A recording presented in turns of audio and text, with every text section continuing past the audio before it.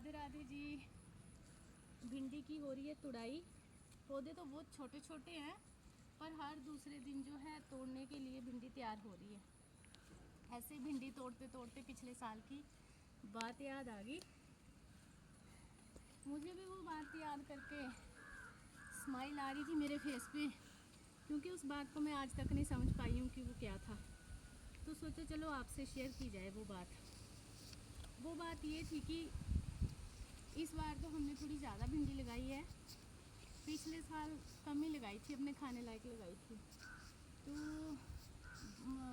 यही घर के आगे, तो जब वो मैंने ना सिर्फ उसमें जो वो क्यारी है वो तो मेरे हस्बैंड ने बना दी थी, पर उसमें जो बीज है वो मैंने लगा दिए थे भिंडी के। बस मुझे बीज ही लगाने का पता था।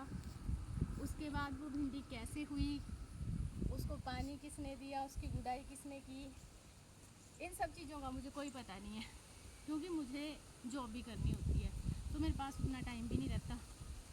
तो जब इतने पौधे हो गए, तो जब वो तुड़ाई के लिए भिंडी आई, तो एक दिन ऐसे मैं भिंडी तोड़ रही थी, तो मेरे हस्बैंड भी घर में थे। तो जब मैं भिंडी तोड़ रही थी तो उन्होंने मुझे बोलते होगी भिंडी तैयार। मैं क्या जी होगी भिंडी तैयार। तो मुझे बोलते कि मैं ना इन भिंडियों की यशोदा माँ हूँ और तू देवकी है। मैंने सोचा वो कैसे।